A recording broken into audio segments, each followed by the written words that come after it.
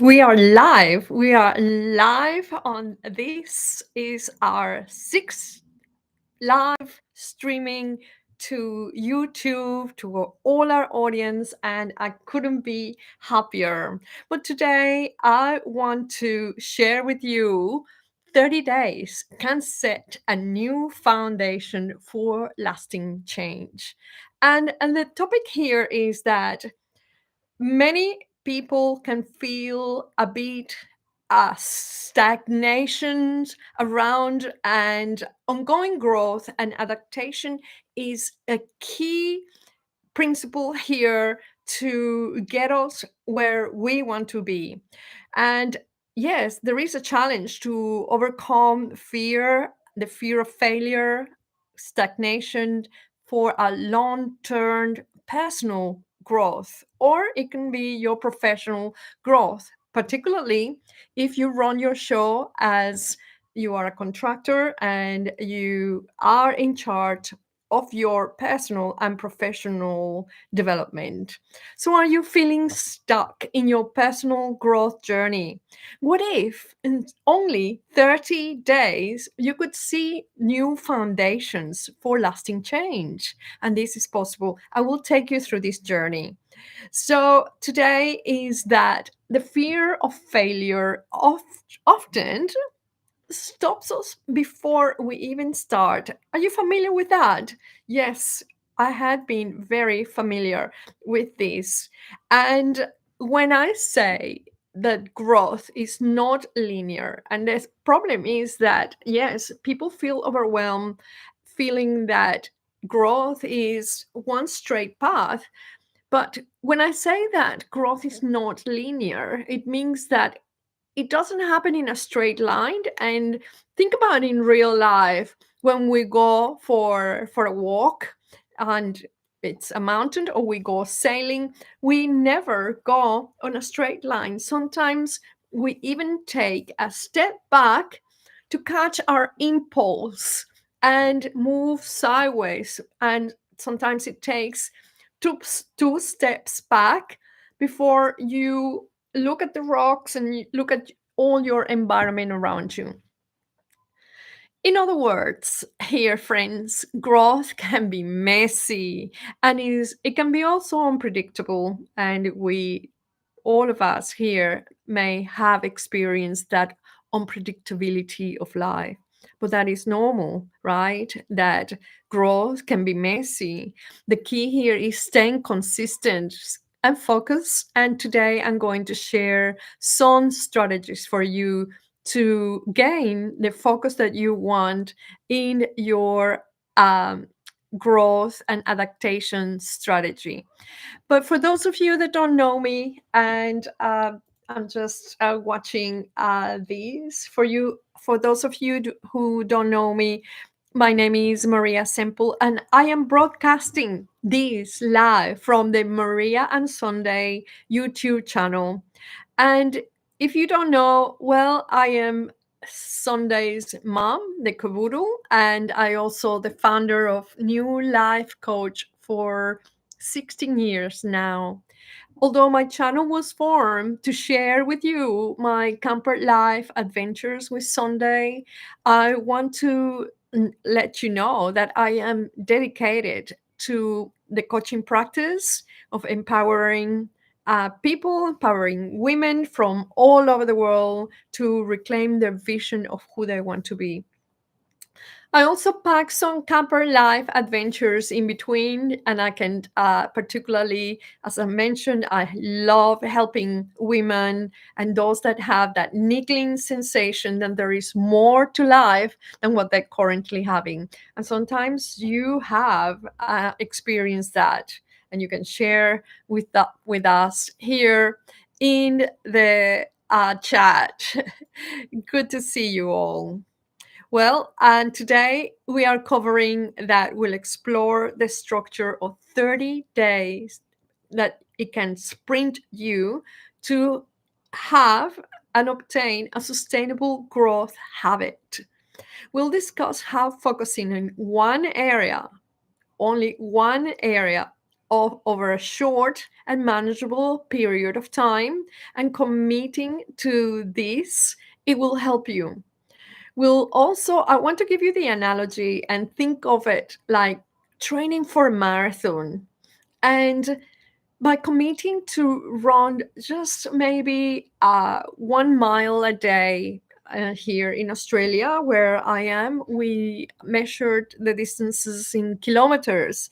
So if you talk about 1 kilometer a day or 1.5 kilometer a day, I want to give you an example. So in 30 days, you may have reached, if you do the mile, you would have reached 120 kilometers.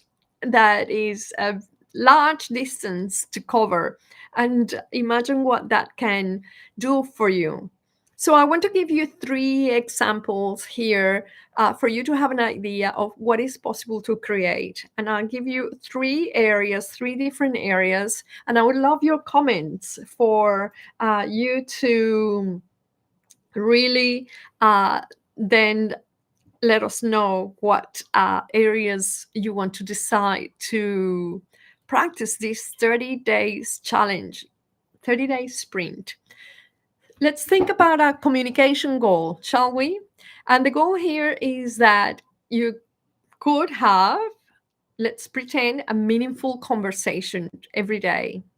So, a meaningful conversation that could be with a colleague, with a friend, with a family member, and where you can practice active listening and open ended questions. And let's mark it that this conversation could be, for you not to feel overwhelmed, 3 to 5 minutes. So, here is the results that you will obtain if you stay consistent and have your little notebook making your plan. By the end of the 30 days, you will likely notice that your communication skills are increasing, in your confidence. Your conversations in strong with connections is also improving, with people that you feel that you want to engage with. And also, it is important to ask permission and tell them that you are doing a challenge for the next 30 days. And if it's possible, to have 5 minutes of their time to have this communication. Well, I have some further suggestions. Make a list of possible topics to cover in your communication challenge for the next 30 days. Is it something that you know that that person is aiming to achieve or overcome? Share your goal with authenticity. As mentioned above, practice active listening, which is purely focusing on that person, what is he or she telling you, and try to feel it within your all your senses, and not only noting, but then if you didn't understand something, you can ask, "Oh, explain that a little bit more." And wow, that's fascinating. How did you reach that conclusion? Or something that it lets them understand that you are listening without having to put it all back to you. Because active listening is about listening to that person with all of your senses, and not immediately, "Oh, yes, that happened to me. Oh, yes, I did that." No, you are focusing on them, not reverting it back to you, unless the other person asks you, "Did that happen to you, Maria?" Find a space where you can listen, where you can pay attention, and block all your interruptions between those 3 to 5 minutes. And the second example that I want to share with you, maybe a leadership goal. Wow, that should be or could be amazing. The goal here is that I've been talking about lately about emotional intelligence, and in here in my videos in YouTube, I've been talking about quite a lot, and in LinkedIn, where you also can find me.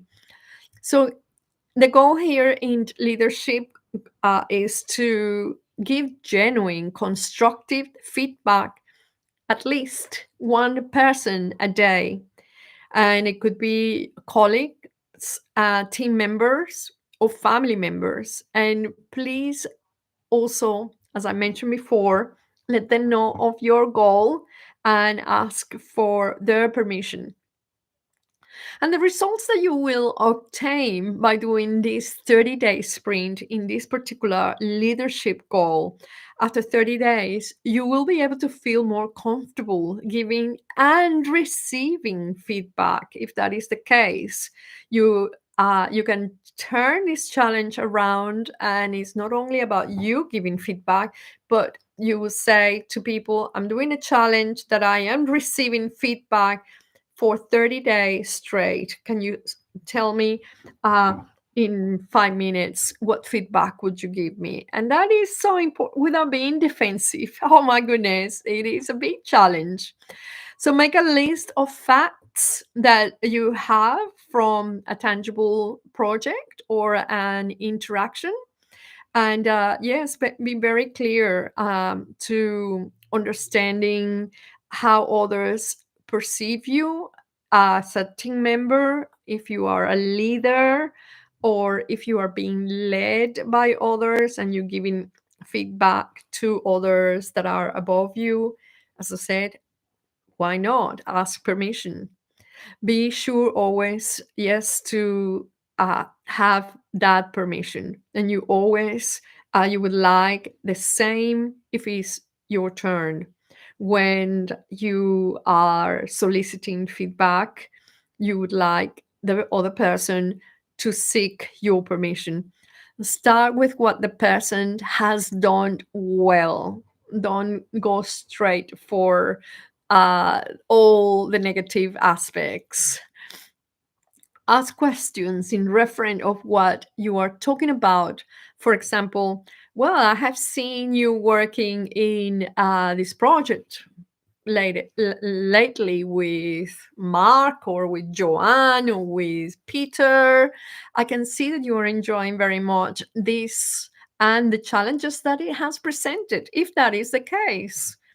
Or you could say, I noticed that, oh, you feel a little bit uncomfortable in some parts. So tell me what has worked for you, or what could work for you better, or is there something that you will approach differently, or is there a support that you need?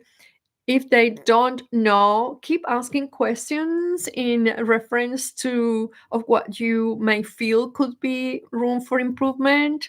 For example, is it something that you need to learn more, much more, before you approach this project? Is there a area of know-how that person might have a struggle with one of those steps? Either is the environment where they are, they don't know what they're doing, so otherwise it hasn't been communicated, they don't know how, they don't know who is this for, or they may not know even why they are doing this, if it can happen in organizations very, very much.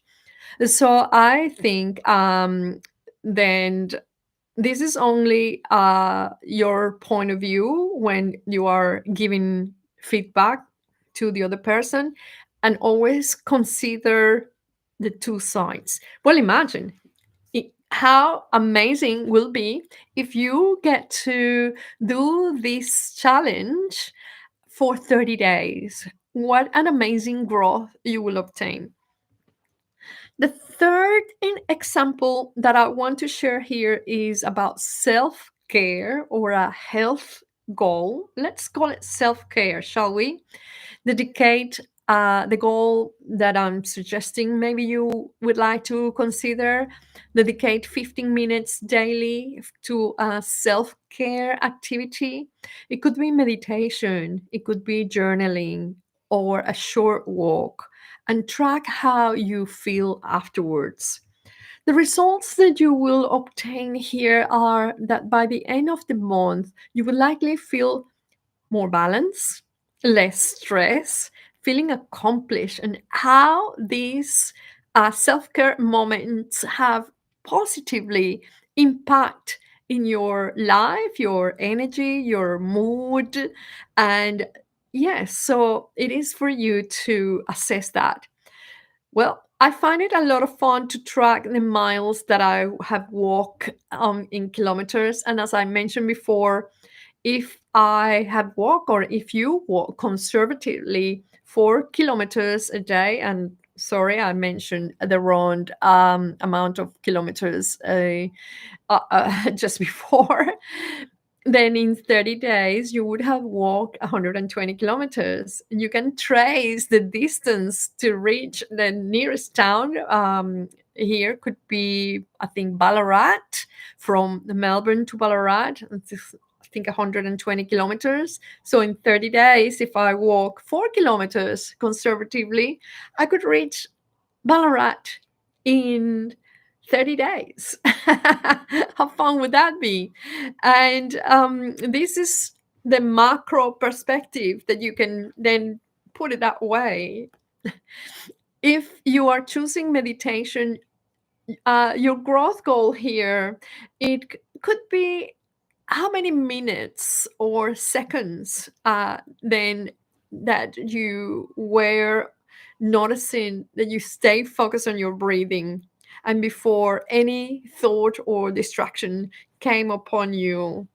And that is a great goal to have, because then, and how fast to measure how fast you regain that consciousness that you were distracted by the thought, and you go back to focus on your breath and feeling without flinching or judging what was it that you were thinking.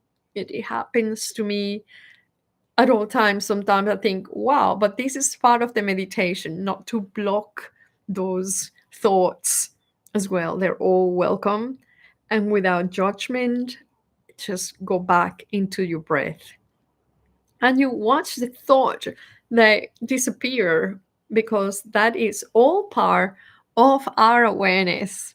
If you are choosing journaling, then trace your emotions. It can help what came up for you while you were journaling. And I I avoid kind of journaling because I have a cramp in my hand, and I find it quite disturbing to feel the pain while I'm writing. So I have to go very slow, and then my handwriting gets very messy. And perhaps also you can trace the insights that you gained from your journaling and feelings of compassion towards yourself and others. Perhaps you can measure that. These goals are designed to be small little snippets in 30 days. You can make it 21 if you want to. um, Small enough to manage daily, but I had to also track your significant progress to see meaningful results by the end of the month. And the idea is that consistency builds momentum, making it easy for you to continue and develop after the 30 days. Because it is say that habits, to form a habit, is not only about the repetition, but that repetition, and then you feel and can see the progress that you're going through. And so imagine, why does growth feel like two steps back, two step forward and one step back? Why does it feel that way? And growth is often seen, as I mentioned above, is seen linear. We think that, yes, many years perhaps I felt okay. Um, my life's gone from so many changes of career, and I can see that is gone is not a linear process, but real growth is full of ups and downs. We avoid it because inconsistency can feel like failure, or even for some people, setting what it might feel like unrealistic growth goals, and then they want to justify that this too will not work for them. So when nothing is really unrealistic when you plan it and when you take action. And I run a step that's called ELIC in terms of setting goals the ELIC way, by having and creating the events that you want to bring into your life and the learnings that you need to.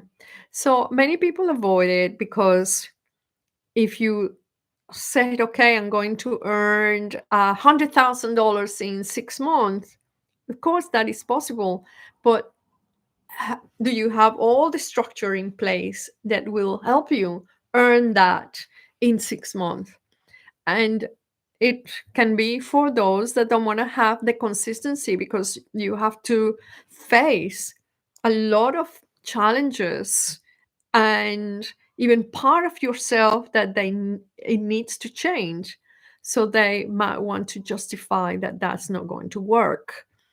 The myth of that overnight success or perfection is at at of perfection.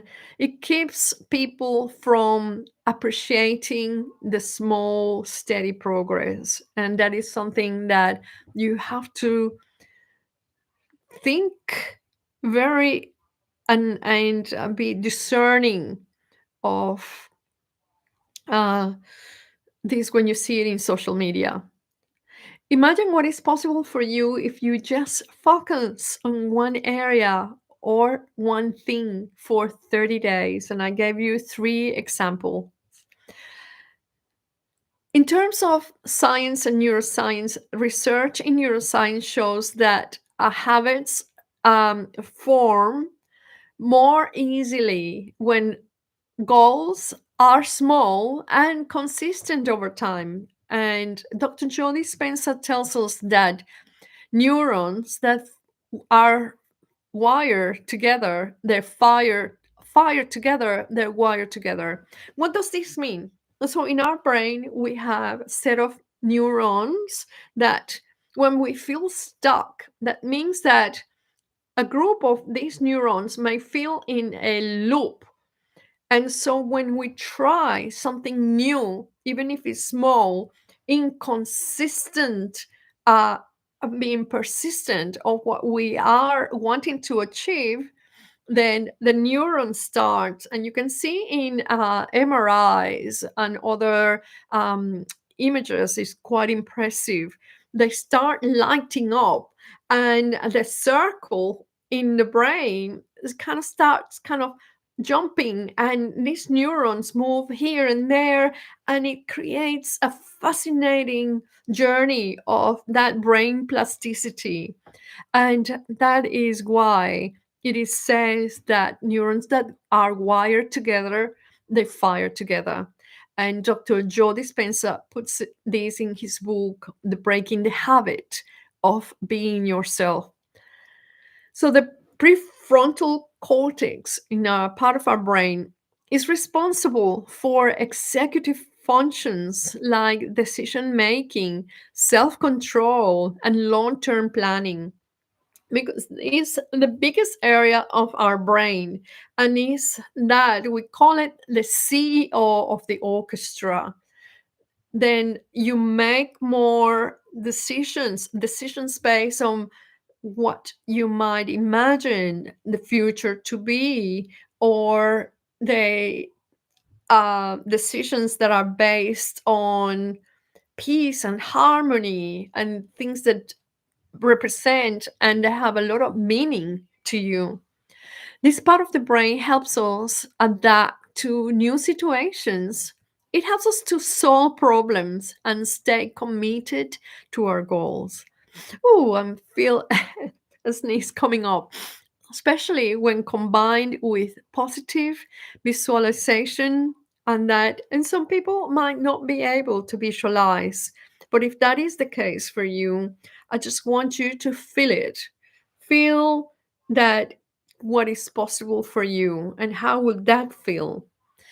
But the visual cortex is like when you are experiencing the world live with its colors and movement and sounds, and you close your eyes, you will actually then exercise that area that you saw before within certain distance. It becomes opened. There are no boundaries. You can even see and try this exercise in your house or in your street, or areas that are familiar to you. Well, I want to let you know that by engaging in this 30-day growth sprint that I am suggesting here, you all start small. It will give you an essential training for your prefrontal cortex to better handle challenges and develop more adaptable mindset. Exactly, because these challenges, once again, it creates some pathways for us to learn new things and even make mistakes, where there is no such thing as perfection, but perfect action. So small daily actions will help you reduce overwhelm, particularly if you start planning, if you start jotting down what will work for you and how we'll approach this, allowing the brain to stay focused and motivated even in the face of bigger goals. And that is incredibly important, that when you know, okay, if I have to plan this trip, I am going to visit someone in West Gippsland next Saturday, and so I'm already, what do I have to prepare here in the house and leave organized for when I come back, what I need to pack in the camper and so on. And it helps me to feel motivated, certainly, because I'm looking forward to visit that region. Well, you support and resources that you can use for this 30-day sprint. As I mentioned, you can have a simple pen and paper, a little notebook where you can write. You can use a journaling app as well, and or track your daily important actions. And many phones bring an app where you can track your task and reminders. But by committing to 30 days growth sprint, you can build confidence and track your wins. Yes, big or small, and train your growth oriented mindset, which can contribute to achieving, as I mentioned before, bigger goals. All right. So, how this will help you solve a problem? And if you ask yourself, what's one small step that you can commit today for the next 30 days? And that is how this it will solve a problem, because by committing, then you also test not only your resilience but your determination to improve in certain area. And how bad do you want that? How much you want it? I know I am improving in my lives, in my presentations, and in getting together here live with you openly, honestly, authentically, and even vulnerably. Pick one area, and as I mentioned before, not two, but only one if it's any area of life. Uh, Perhaps even if it's financial area, pick very deliberate, be very deliberate on what you want to accomplish. Set a macro goal, so create a goal that is obtainable in the 30 days. It could be reading a chapter a day. If you have a book that has 30 chapters, then reading one chapter a day, it will get you to those 30 days, completing one book, and it feels amazing. I yes, I am a slow reader myself, and I feel that is amazing when I accomplish reading a book. But mostly I use audiobooks because when I was traveling in the camper as well, I don't have the space to have a library. And I am very fortunate that I am surrounded by books where I am today. Daily tracking keeps you accountable and lets you measure your actions. And I belong to a mastermind where we track our goals for the day. The first three, or the most important three goals for the day that we want to achieve. And that is amazing. It keeps me accountable. You can find an accountability partner, or what I call a buddy, and uh, this approach simplifies your growth goal into obtainable steps, reducing overwhelm and encouraging consistency over perfection. Well, I will invite you to have a minute of reflection and doing all these get some things done. But I would imagine that we all want to then get on with our day. So perhaps you approach this live video again, and then you can sit with all the recommendations that I'm giving to you today.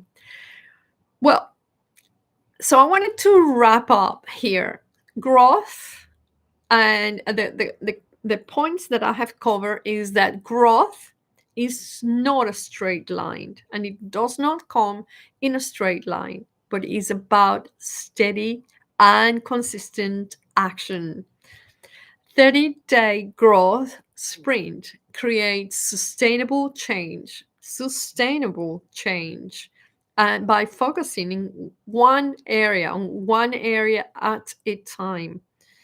Consistency beats perfection. So if you don't take away anything else of what I have said, that is your three main keys here.